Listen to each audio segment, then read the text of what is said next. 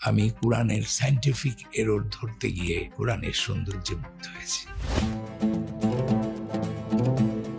কোরআনের ভুল খুঁজতে গিয়ে ইসলামে ফিরে আসার এক বিস্ময়কর গল্প এখন আলোচনায়। বাংলাদেশের খ্যাতিমান নির্মাতা গাজী রাকায়েত, যিনি ২৮টি জাতীয় চলচ্চিত্র পুরস্কার অর্জন করেছেন, তার জীবনের এই পরিবর্তন অনেকের দৃষ্টি কেড়েছে।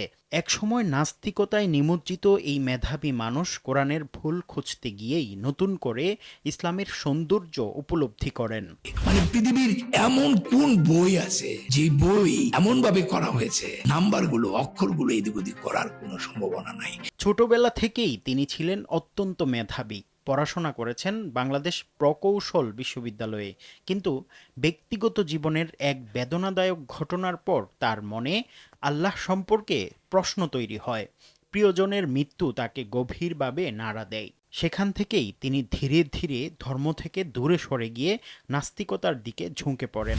বলো, যদি কোরআনের মতো কোরআন আনার জন্য মানুষও যিনি এক যুগে চেষ্টা করে তবু তারা এর মতো আনতে পারবে। এই সময় তিনি আলবার্ট আইনস্টাইন ও স্টিফেন হকিং এর মতো বিজ্ঞানীদের লেখা পড়তে শুরু করেন।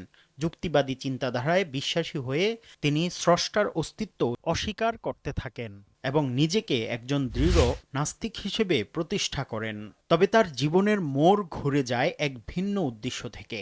কোরআনের ভুল প্রমাণ করার জন্য তিনি কোরআনের একটি বাংলা অনুবাদ সংগ্রহ করেন, কিন্তু সেই পড়াশোনাই তার চিন্তা জগতে বড় পরিবর্তন নিয়ে আসে।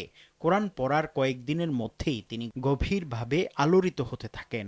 বিশেষ করে একটি আয়াতে মানুষের মধ্যে আল্লাহ নিজের রূহ ফুঁকে দিয়েছেন, এই বিষয়টি তাকে গভীরভাবে নাড়া দেয়।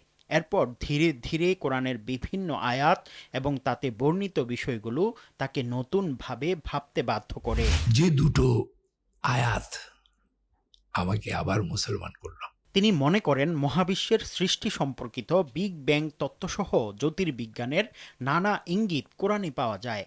সূর্য ও চন্দ্রের নিজ নিজ কক্ষপথে চলা কিংবা সাগরের পানির মধ্যকার অদৃশ্য বিভাজন, এসব বিষয় তার কাছে কোরআনের বিশেষত্বকে তুলে ধরে।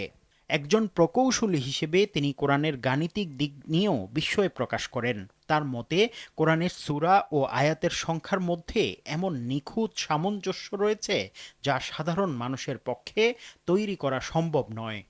এই অভিজ্ঞতার পর তিনি ধীরে ধীরে ইসলামের দিকে ফিরে আসেন এবং আল্লাহর একাত্মবাদে বিশ্বাস স্থাপন করেন। তার ভাষায়, মানুষ যত জ্ঞানই অর্জন করুক, স্রষ্টাকে ছাড়া তা পূর্ণতা পায় না। বর্তমানে গাজী রাকায়েত নিয়মিত ধর্মচর্চা করছেন।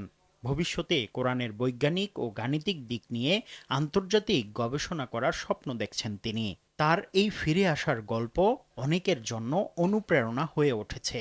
সত্যের অনুসন্ধান মানুষকে একসময় সঠিক পথের দিকেই নিয়ে যায়।